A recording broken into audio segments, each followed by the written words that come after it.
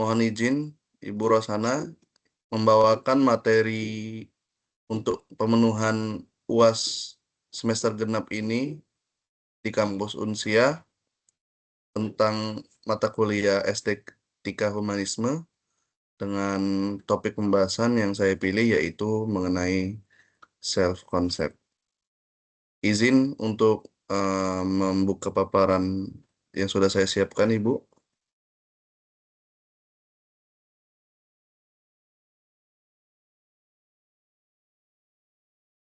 Baik, materi yang saya pilih yaitu mengenai self concept dengan Ibu dosen yaitu Ibu Rosana. Izin memperkenalkan diri, Bu. Nama saya Muhammad Farhan Rizkullah.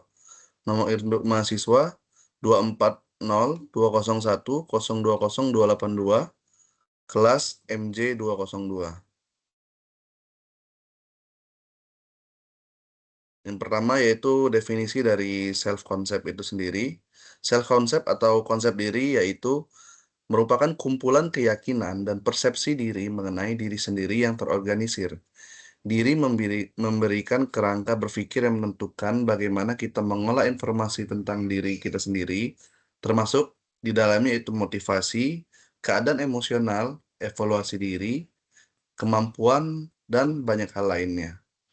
Suatu proses pengamatan dan penilaian terhadap diri kita sendiri dapat dimaknai sebagai suatu konsep diri. Konsep diri merupakan tema utama dari psikologi humanistik. James membedakan antara the I, yaitu diri yang sadar dan aktif, dan the me, yaitu diri yang menjadi objek renungan. Dalam buku Rahmat 2009.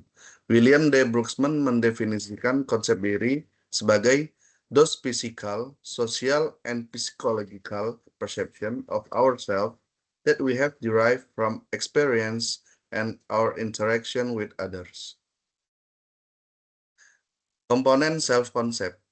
Komponen self-concept itu terdiri dari 3, Ibu, yaitu yang pertama mengenai komponen kognitif, yaitu yang kedua yaitu komponen afektif, dan yang ketiga yaitu diri ideal atau ideal self.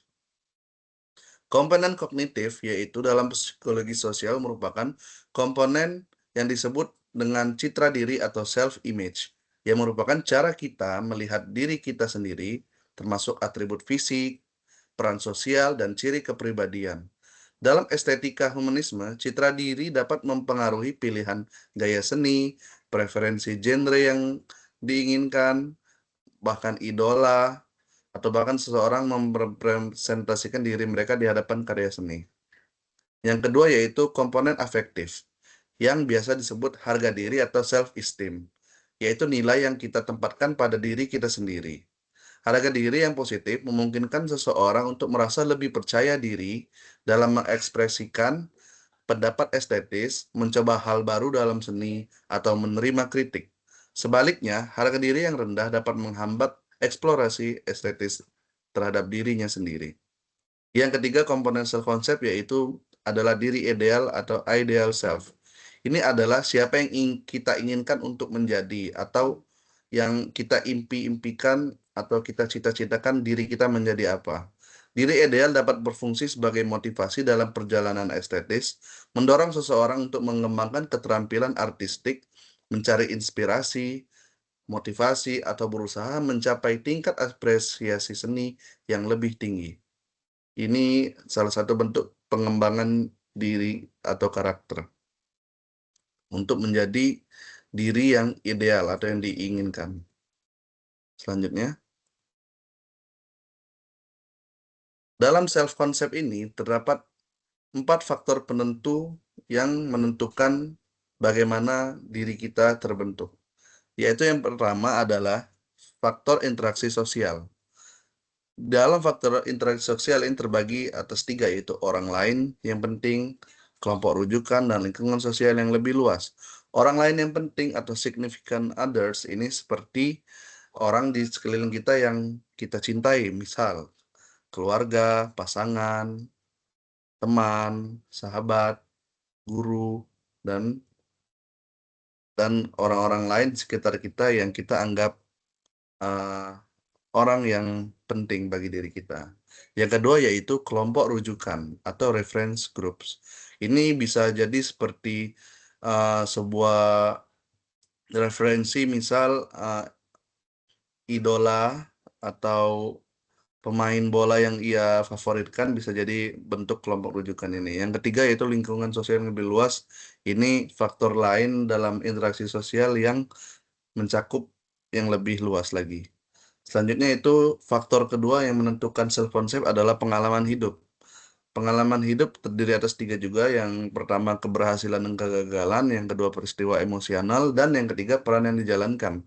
Untuk pengalaman hidup, keberhasilan dan kegagalan merupakan faktor penting yang mempengaruhi seseorang dalam membentuk dirinya. Jika seseorang berhasil, tentu akan membawa citra diri yang lebih positif tentunya, dan juga membawa mood atau suasana faktor kebatinan seseorang yang lebih baik.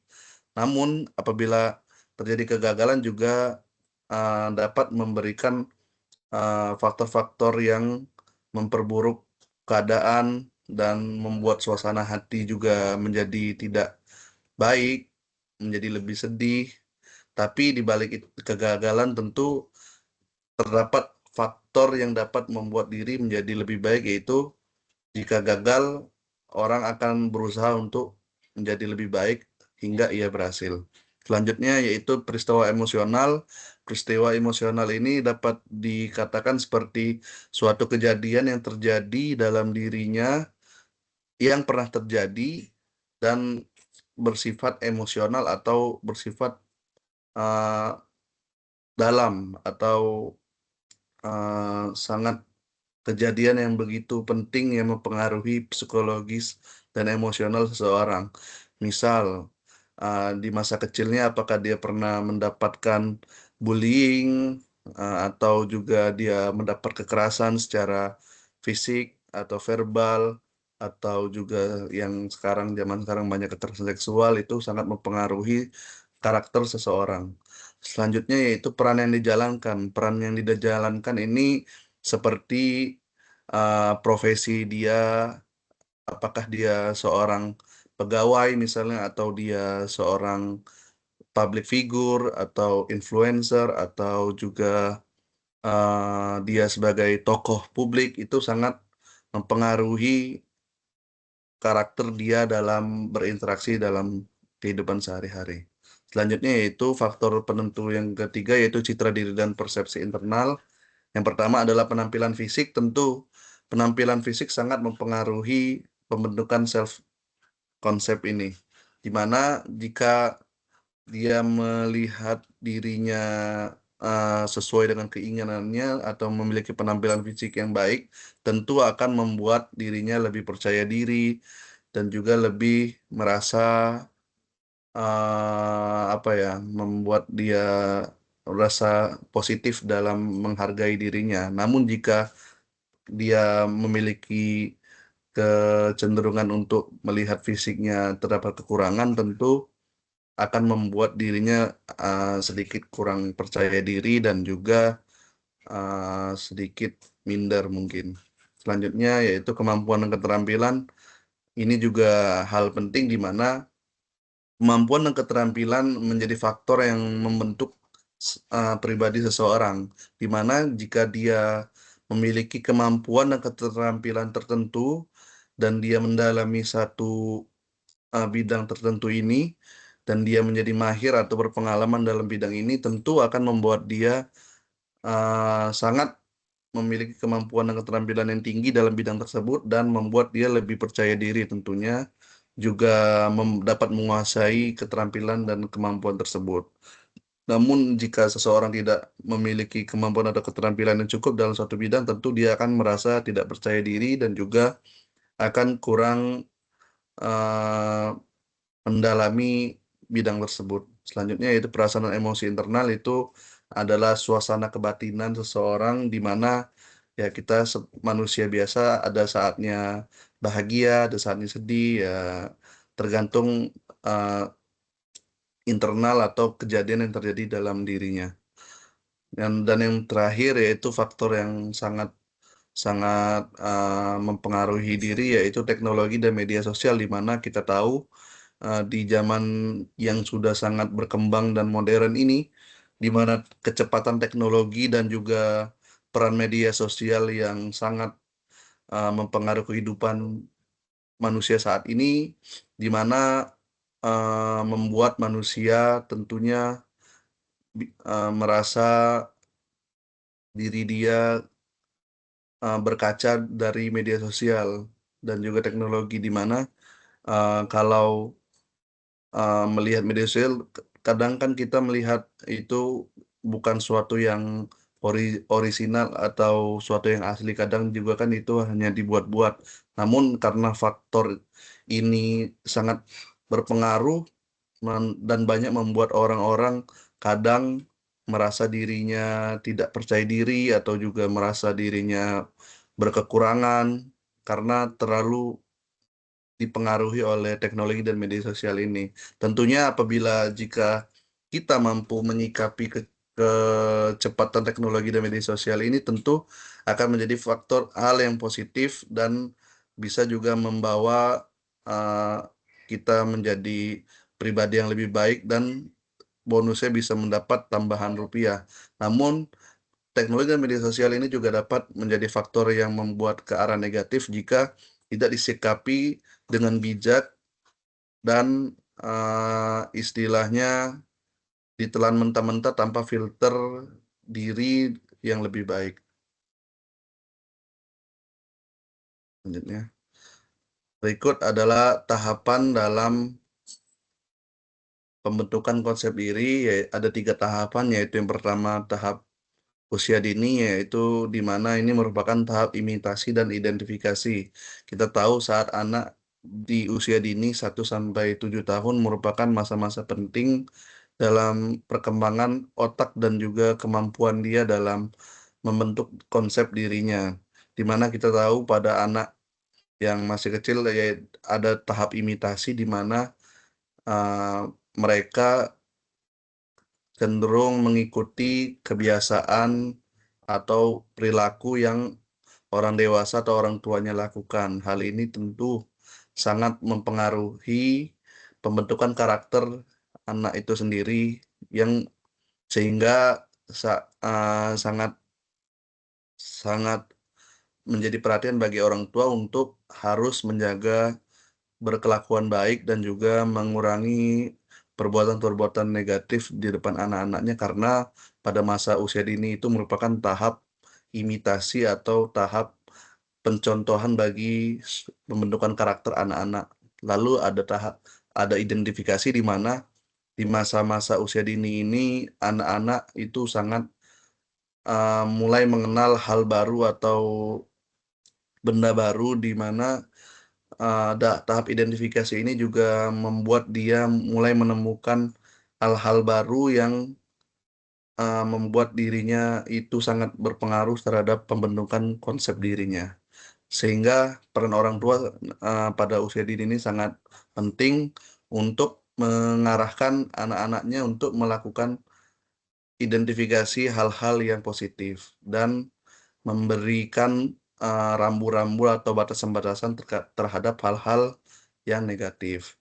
Selanjutnya, tahapan kedua yaitu masa kanak-kanak sampai dengan remaja, di mana di tahapan ini biasanya anak usia 7 sampai 17 tahun, di mana masa-masa remaja merupakan masa-masa refleksi diri dan memerlukan umpan balik sosial, di mana pada masa-masa ini tentu kita melihat uh, karakter seseorang dipengaruhi oleh apa yang ia digambarkan oleh orang lain, sehingga jika uh, di masa-masa ini terjadi pembulian atau terjadi kekerasan verbal atau fisik atau visual, sangat mempengaruhi pembentukan konsep dirinya, karena ini juga masa-masa yang krusial. Baiknya pada masa kanak-kanak sampai dengan remaja ini, eh, anak-anak diberi bimbingan, namun tidak secara mengekang, diberi bimbingan juga diberikan asistensi sehingga mereka tetap berada pada jalur yang benar dan tidak memiliki kecenderungan untuk berperilaku yang tidak baik. Umpan balik sosial juga merupakan hal yang sangat-sangat mempengaruhi pembentukan konsep dirinya, di mana jika dalam kehidupan sosialnya ia tidak memiliki umpan balik yang baik atau memiliki lingkungan pertemanan yang baik, tentu akan mempengaruhi psikologisnya, bagaimana ia melihat dirinya dan juga bagaimana ia melihat pengembangan dirinya untuk menjadi lebih baik. Dan yang terakhir, tahapan yang ketiga yaitu tahapan pada masa dewasa atau pada masa dewasa yang terdapat dalam bentuk konfirmasi dan integrasi. Pada masa dewasa biasanya seseorang mulai menyadari atau melakukan konfirmasi atau acceptance atau penerimaan pada dirinya. Di mana pada masa dewasa ini seseorang sudah memiliki pola pikir yang lebih matang dan juga lebih bijak sehingga ia mampu menyadari bahwa uh, dirinya yang saat ini hadir adalah dirinya yang terbentuk dari masa-masa sebelumnya. Dan di mana di masa ini juga sangat penting, di mana mereka harus mampu menyadari kondisi dia saat ini dan juga harus melakukan integrasi atau melakukan hal-hal yang diperlukan sehingga dapat menyempurnakan konsep dirinya atau menjadi pribadi yang lebih dewasa seutuhnya, di mana tahapan ini akan membentuk karakter ia secara mature atau secara matang.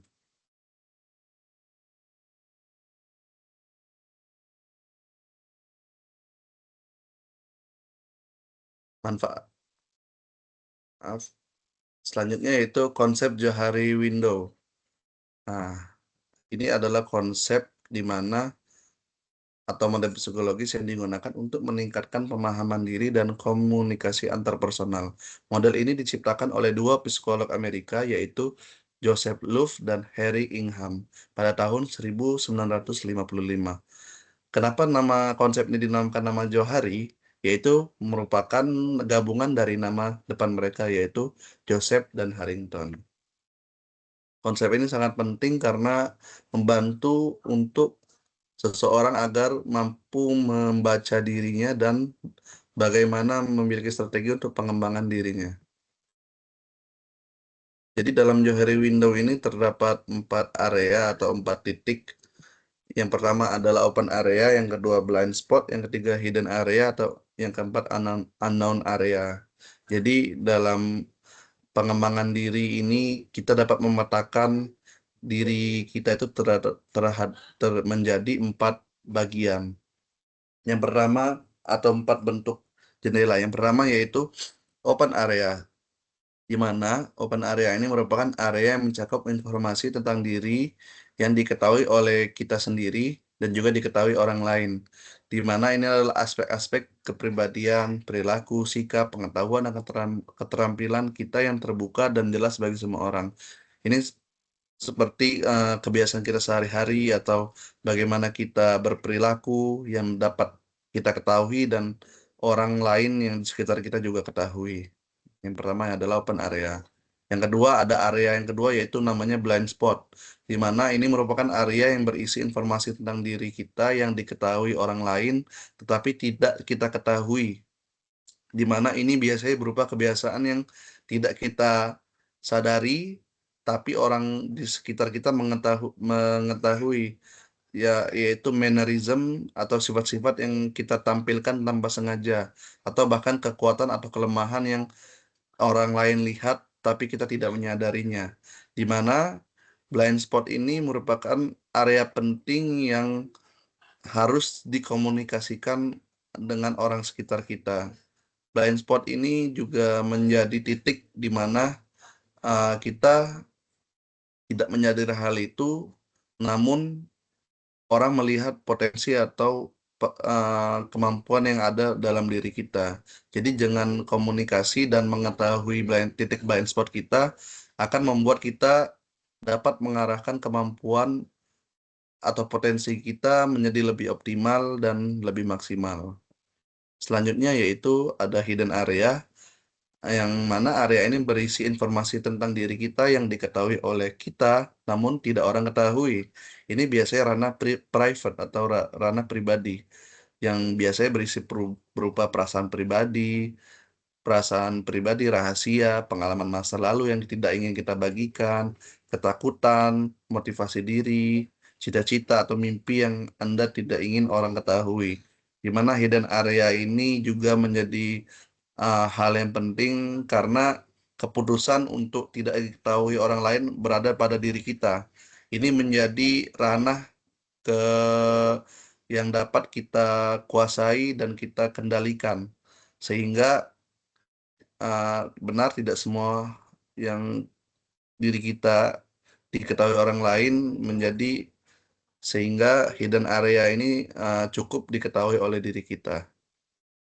Selanjutnya adalah unknown area, yang mana ini merupakan area menyangkut tentang informasi diri kita yang tidak diketahui oleh diri kita sendiri dan juga tidak diketahui oleh orang lain. Ini merupakan area di mana terdapat potensi dalam diri kita yang belum tergali dan belum diketahui oleh orang lain.